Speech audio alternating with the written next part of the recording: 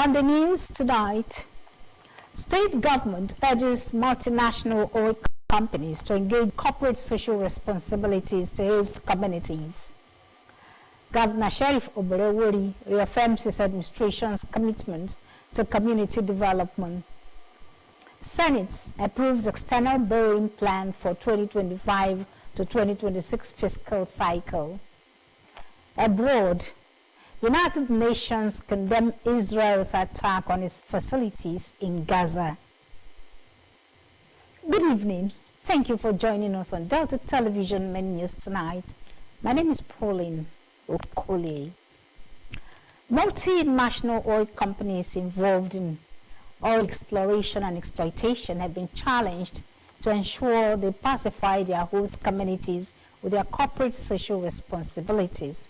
Governor Sheriff Oborevwori gave the charge when he received the management team of Seplat Energy, led by its Chief Executive Officer, Mr. Roger Brown, at Government House, Asaba.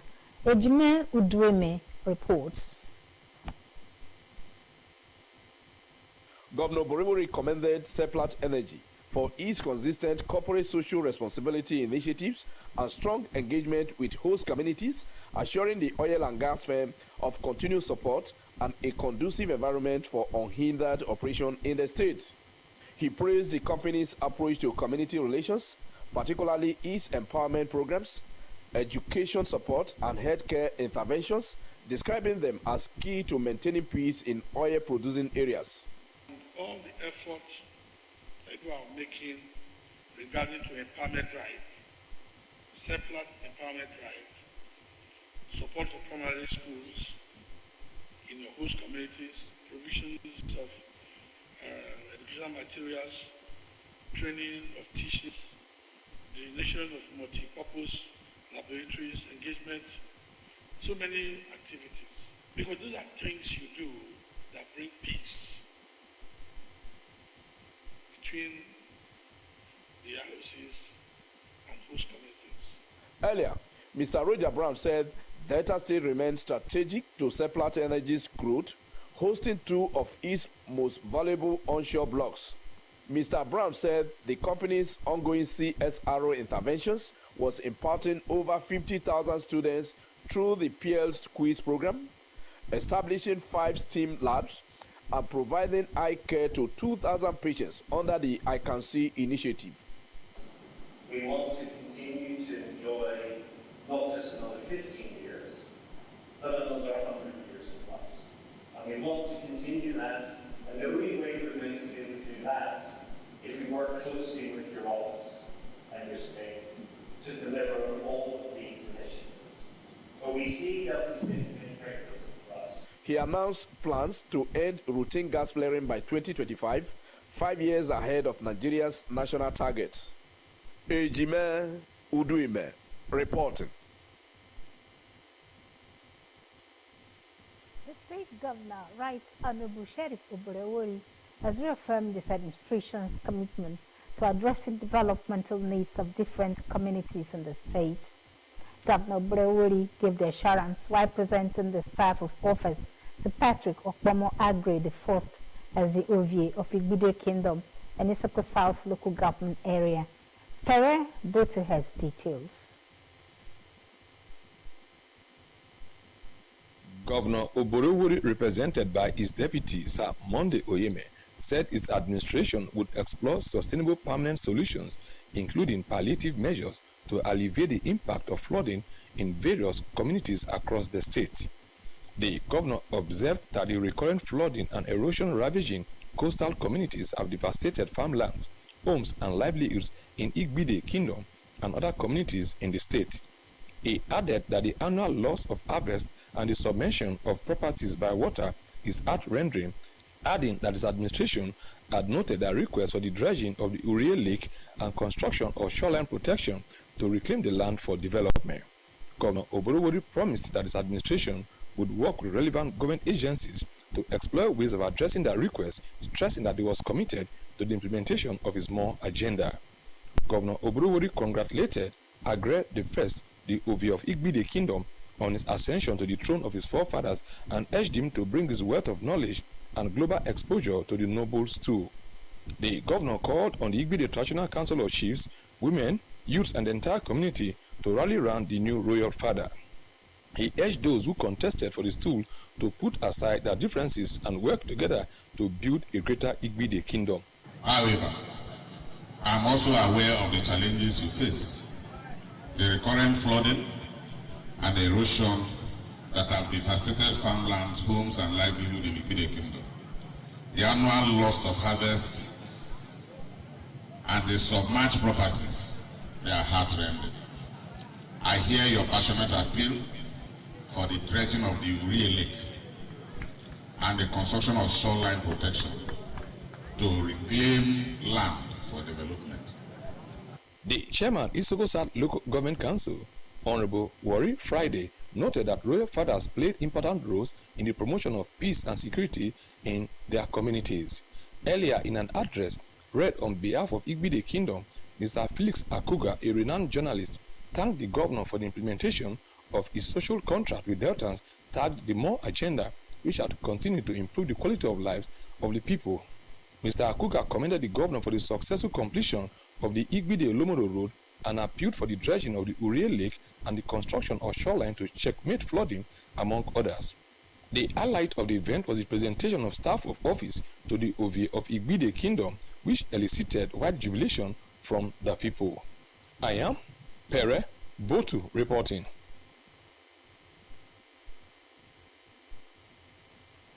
The State House of Assembly has passed the amended 2024 appropriation law.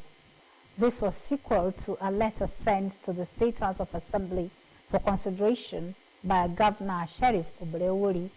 Similarly, the House received and read for the first time another letter from His Excellency requesting for a bill for law to amend the law to prohibit terrorism, cultism, and use of guns in the state. Favor Okafor brings details. Governor Borewori said the amendment sought for the 2024 appropriation law was to realign adjustments to critical areas and still retaining the initial budget size.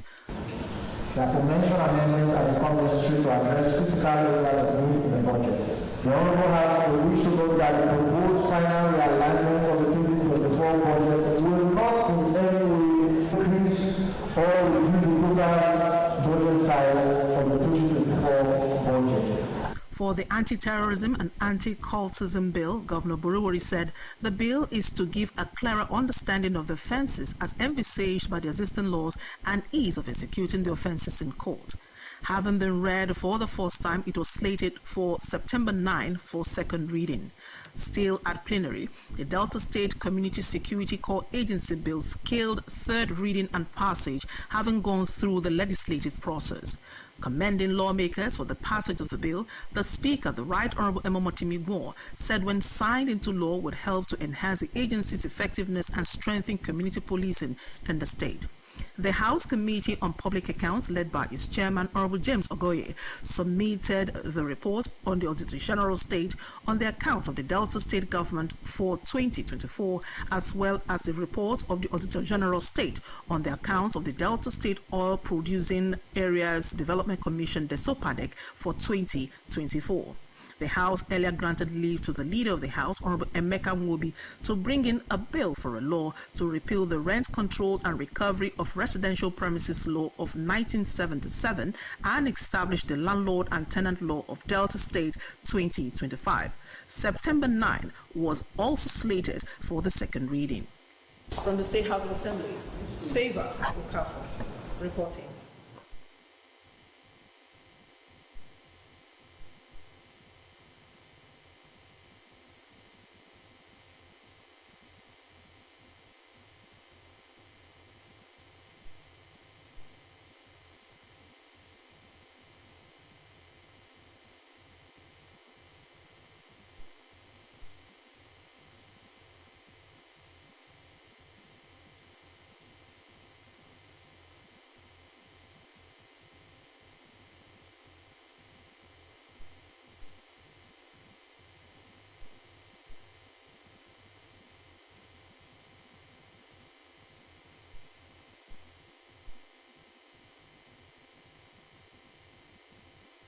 Addressing members of staff, Mr. Atubazi emphasized that the essence of the asset and liability declaration is to curb corruption, promote good governance, and build public trust. He explained that the Code of Conduct contained 14 major provisions, with asset declaration being one of the most vital components, adding that the code has recently been upgraded with additional guidelines to help public servants avoid constitutional breaches that could attract severe penalties. Mr. Atubazi highlighted key aspects of the code to include conflicts of interest, restrictions of specific officers, provision of foreign accounts, abuse of office, among others, and enjoined those yet to declare their assets to do so, as it was mandatory for new employees to declare their assets and liabilities 30 days after employment. We have just a prototype of this law. And any offense you commit as a civil servant is a decision against you. You have done anything. The foundation of every investigation starts with your asset declaration form. In attendance were the General Manager of Delta Broadcasting Service, DBS Asaba, Mrs. Christine Jobome Emetulu, management and staff of the station. The program featured question and answer session by the staff. Henry Onogwa reporting.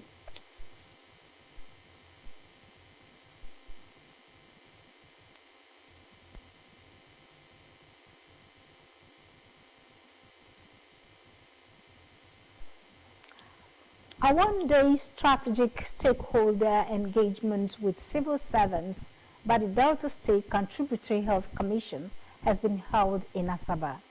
The Director General of the Commission, Dr. Isaac Akbovita, said the primary objective of the workshop was to sensitize participants about recent policy updates within the scheme towards ensuring that stakeholders were well informed and in line with the Commission's goals. Gloria Utolo reports. We'll bring you the reports in our subsequent bulletins. In a bid to mitigate the impact of perennial flooding in the state, Delta State Oil Producing Areas Development Commission, DSOPADEC, in collaboration with the Ministry of Environment, is set to embark on a comprehensive flood control intervention across various communities in its mandate areas. This followed the joint inspection exercise carried out on Monday, July 21, 2025, by the chairman of the DSOPADEC, Ologun John Nani, and the Commissioner for Environment, Honorable Ejiro Jamani. Speaking during the inspection of flood-prone areas in Sapele and Amukwe, Ologun Nani revealed that intervention was initiated at the directive of the Governor, Right Honorable Sheriff Oborewori, who charged both agencies to collaborate in providing relief for residents affected by flood. He stated that several canals and silted drainages would be opened and cleared to ease the flow of water and reduce flooding in the affected areas. According to John Nani, through the support of the Governor, the DSOPADEC has consistently responded to the needs of the people by ensuring safer and cleaner environments, especially during the rainy season. He identified key flood flashpoints including Ukribawa, Shell Road, Otakpobuno Streets, and the Orapo and Uwumi Roads canals. He warned against erecting structures along waterways and announced that the State Task Force has been directed to demolish illegal structures obstructing water channels. He emphasized that culprits will be prosecuted in accordance with the law. Chairman of Sapele Local Government Area, Mr. Bright Abeke, required environmental abuse by individuals and corporate bodies, particularly indiscriminate dumping of refuse and illegal canal blockages. He cautioned that anyone caught degrading the environment will face stiff penalties, stressing the need for collective responsibility in safeguarding public infrastructure.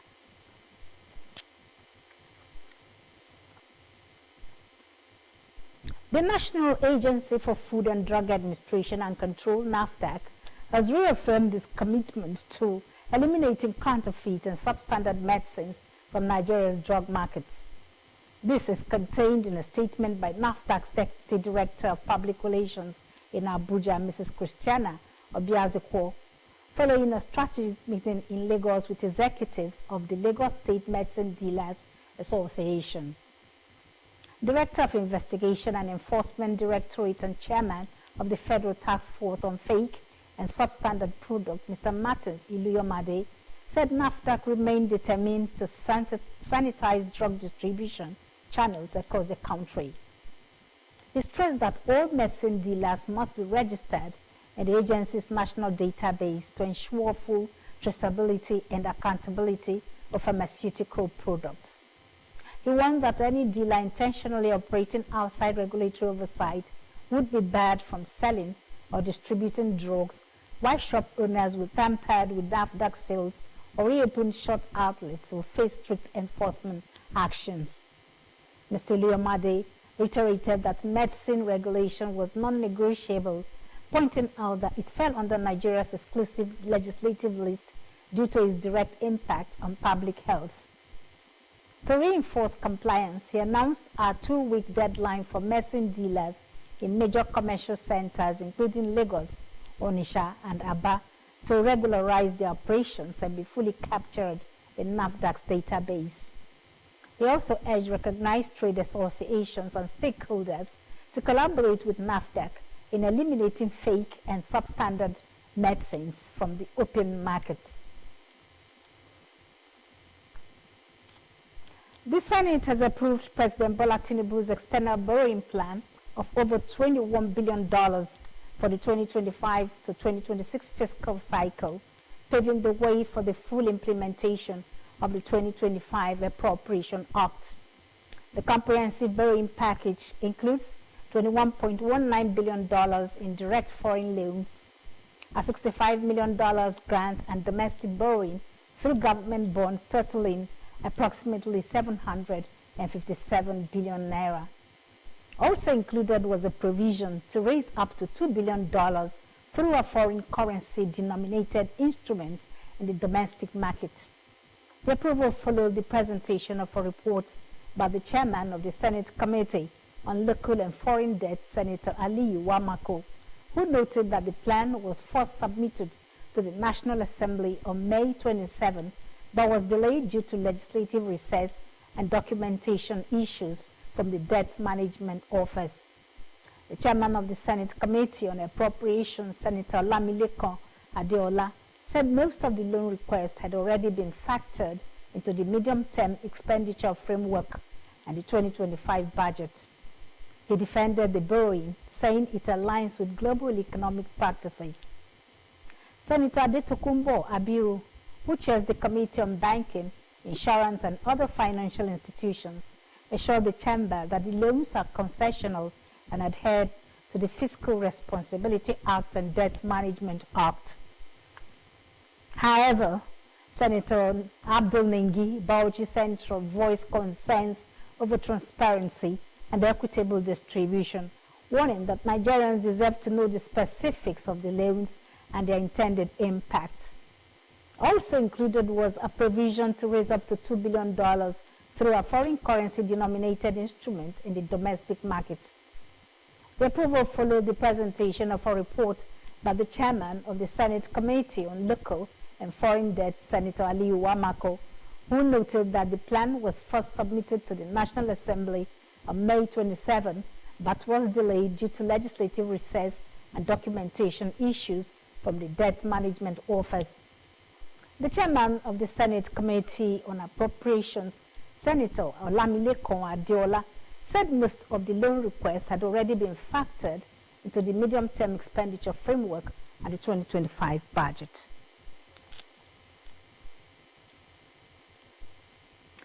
In response to the threat of a nationwide strike by doctors in the country, the federal government has suspended the recent circular issued by the National Salaries, Incomes and Wages Commission, reviewing the allowances of medical and dental officers in the federal public service.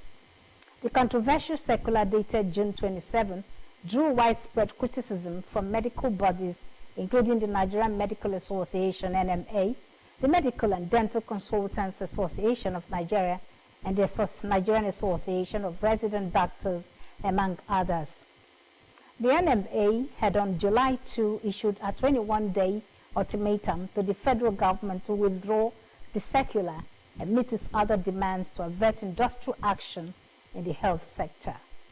The ultimatum will expire tomorrow. President of the NMA, Professor Audu Bala, had said the circular contained provisions not mutually agreed upon and could undermine the remuneration and welfare of medical professionals, warning that NMA would ground medical services nationwide if the government failed to meet its demands at the expiration of the ultimatum. Medical sources said the controversy had been abolished for further deliberations, adding that the federal government had held high-level meetings with representatives of the NMA in a bid to forestall the industrial action. The sources noted that government appeared committed to resolving all concerns raised by the association and demonstrated seriousness during the discussions. The federal government has inaugurated an interministerial committee to oversee the Human Capital Opportunities for Prosperity and Equity Hope program to enhance service delivery across key sectors. This is contained in a statement by the Director of Information and Public Relations at the Ministry of Budget and Economic Planning, Mrs. Osagie Jacobs. She explained that the HOPE program focused on improving education, healthcare services, and good governance for the benefits of Nigerians. The committee is chaired by the Minister of Budget and Economic Planning, Honorable Abubakar Bagudu, and co-chaired by the Ministers of Finance, Health and Social Welfare, Education, and Women Affairs. Their responsibilities include assessing the program's implementation progress, evaluating disbursement-linked indicators, DLIs, reviewing national priorities and monitoring strategies, and addressing challenges affecting the program. Mr. Bagudu emphasized that the ministry's role was to coordinate the implementation of the government's national development plans. No fewer than 62 persons lost their lives to fire incidents and building collapses across Lagos State in the first half of 2025. This was revealed in the mid-year activity report of the Lagos State Fire and Rescue Service. According to the statement by the agency's Senior Public Affairs Officer, Maria Fadairo, said the report covered incidents recorded between January and June 2025, offering a snapshot of the agency's emergency response efforts during the period. It added that the service responded to 1,072 emergency incidents during the 6 months, comprising 922 fire incidents, 2 minor explosions, and 10 building collapses, 8 of which were partial, recording 73 rescue operations and 65 salvage missions. The report also noted the increasing problem of prank calls, revealing that the agency received 315 false emergency alerts within the period. Despite the fatalities, the agency said its efforts prevented further damage, with property worth an estimated 64.32 billion naira saved, although losses were still put at around 10.72 billion naira. Commenting on the figures, Director of the LSFRS, Margaret Adeshe, said the agency had played a vital role in reducing losses and protecting lives across the state. She also noted that the fire service is engaging with stakeholders to tackle the rising cases of fire incidents and building collapses. He said some persons were driven by greed, emphasizing that they don't conduct soil tests, as well as fail to assess whether the area was waterlogged, ignore soil quality, and neglect drainage patterns. The suspended senator representing Kogi Central Senatorial District, Natasha Akpoti Udwa, who had vowed to resume today, left the National Assembly complex with her supporters in the morning after her attempt to gain access into the Senate chambers was rebuffed. Senator Akpoti Udwa had earlier arrived in a convoy of cars to resume plenary at the Senate following a court ruling by Justice Binta Murtala Yako of the Federal High Court, who described her suspension to the Senate as excessive. Her arrival at the gate of the complex was in defiance of a letter she had written informing the Senate of her resumption for plenary. The senator came to the National Assembly despite the Senate reacting swiftly through its spokesman, Yemi Adaramodu, that she could not resume until issues that led to her suspension were addressed, adding that she must follow the process specified by the Senate Ethics and Privileges before resuming. On the court ruling presented by her, Mr. Adaramodu said no court had directed her express resumption at the Senate. Following her being denied access into the complex, she maneuvered her way in with supporters led by Aisha Yezufu on foot. Dressed in white, the embattled senator also had some altercation with security men attached to the National Assembly in the course of being denied access into the building after entering the complex with her supporters on foot. She later left the complex with her supporters after the second attempt to gain access was also denied.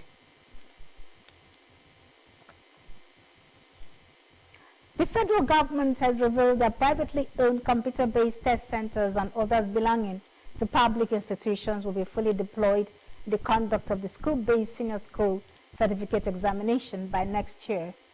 Minister of Education Dr. Tunji Alausa made this known after monitoring a pilot CBT SSE conducted by the National Examinations Council at Saskan International School, Maitama, on Tuesday in Abuja. Dr. Alausa, who hailed NECO for the seamless conduct of the pilot phase of the CBT SSE, said that future school-based SSEs will be moved to designated CBT centers rather than being withheld within schools. You're watching Delta Television, main news at 8, still to come.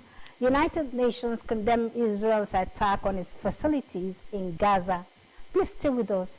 We'll be right back.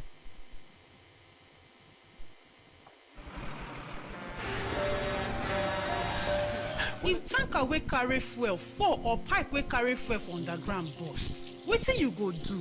You go begin bath fuel put for your bucket, or you go run comot far for where the fire go soon come. Na only small time you get to take this wise decision. Waka comot, no, that one no dey enough. Shift, no, that one no dey enough. Stay there dey gist and take pictures with your phone. That na madness. Run, yes, run comot. Yes, your life depend on wetin you do. The fire go come at once and you no go fit control am. Why? Petrol dey catch fire easily. Why? Na just small spark go start big fire. So no stay there dey think. Run comot quick to save your life. No throway your life away because of say you wan pack petrol. Take this advice. This informate na from Public Enlightenment Office, Delta Broadcasting Service, Asaba.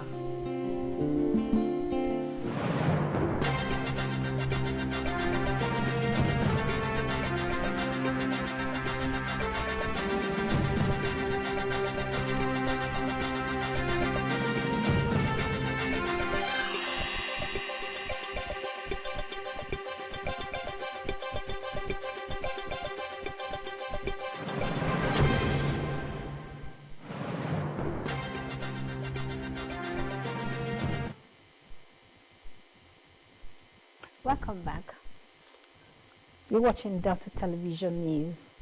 The global scene is next as we join our World News Desk.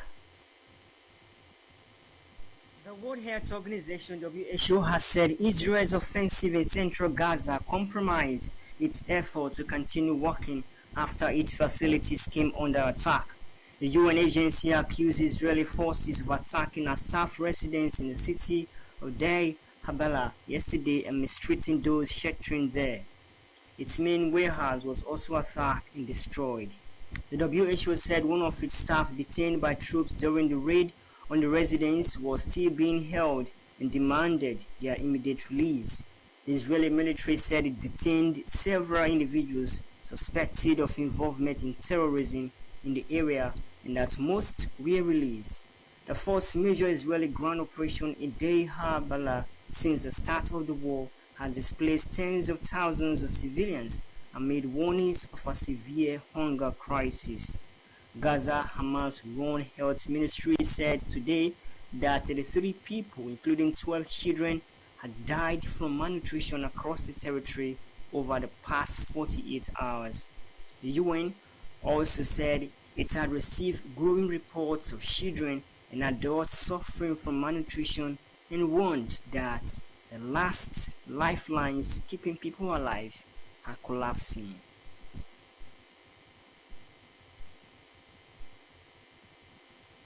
Away from the foreign scene and back home, let's join our business news desk for happenings in the business sector.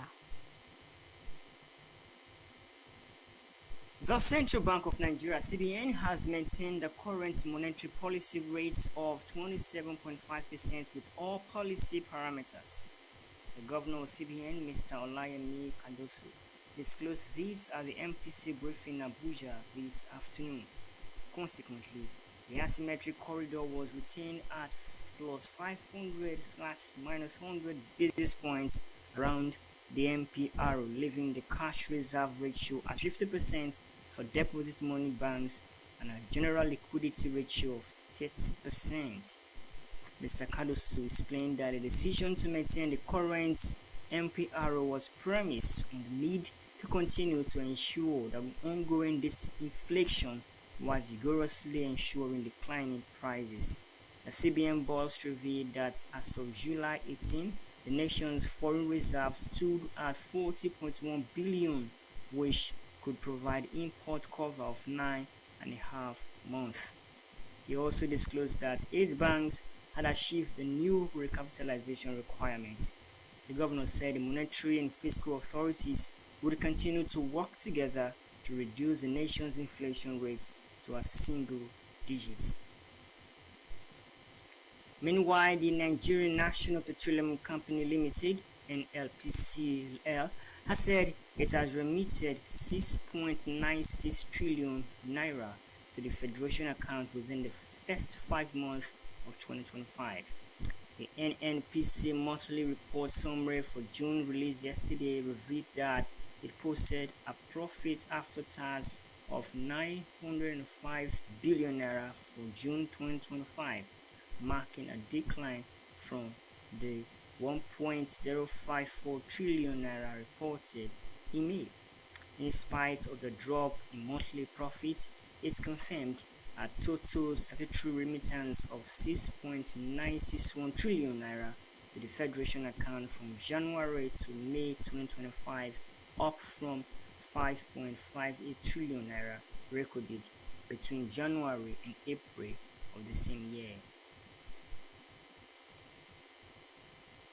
In sports, Delta State is ready to host the best edition of the National Youth Games as Governor Sheriff Oberewori had put in place modalities that would leave a lasting legacy on the Nigerian sports landscape when the state welcomes the rest of Nigerians to Asaba next month. The chairman of the Delta State Sports Commission, Mr. Noriode Oberewori, who stated this recently, said the 9th edition of the National Youth Games, which is expected to commence on August 26, will surpass previously committed to delivering quality facilities for the Games.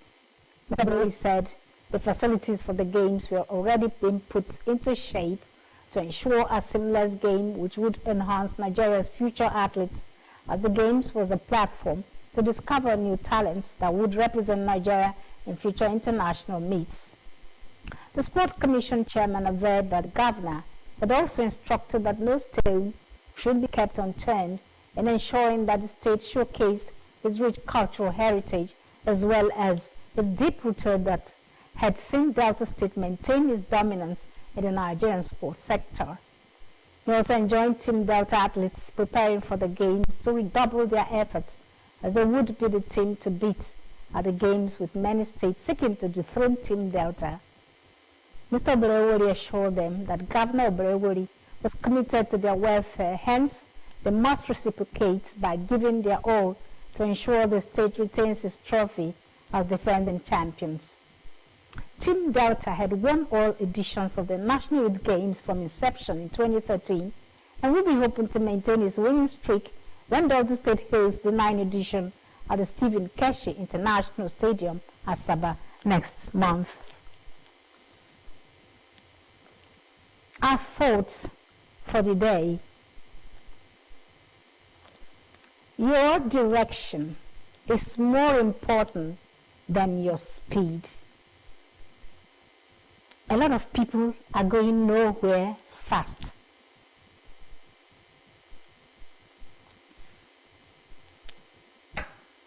To end the news, a highlight again.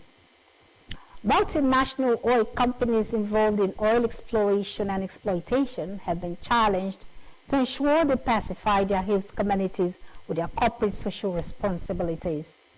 Governor Sheriff Oberewori gave the charge when he received the management team of Seplat Energy, led by its Chief Executive Officer Mr. Roger Brown, at Government House, Asaba.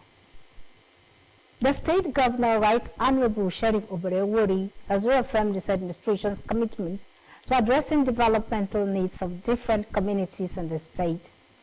Governor Oberewori gave the assurance while presenting the staff of office to Patrick Okpomo Agre I as the Ovier of Igbude Kingdom and Isoko South local government area. The Senate has approved President Bola Tinubu's external borrowing plan for over $21 billion for the 2025 to 2026 fiscal cycle, paving the way for the full implementation of the 2025 Appropriation Act. From the foreign scene, United Nations condemned Israel's attack on its facilities in Gaza. And that's our news. Thank you very much for watching. I am Pauline Okole. Good night.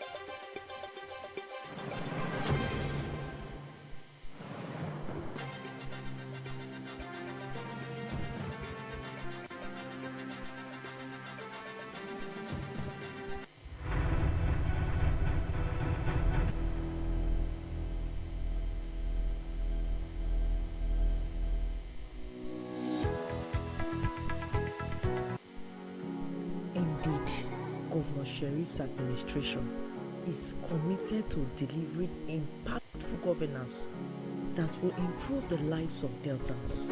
Take a look at the inauguration of the Boji Boji Owa Mixed Modern Market, which was inaugurated some days ago. The newly inaugurated Boji Boji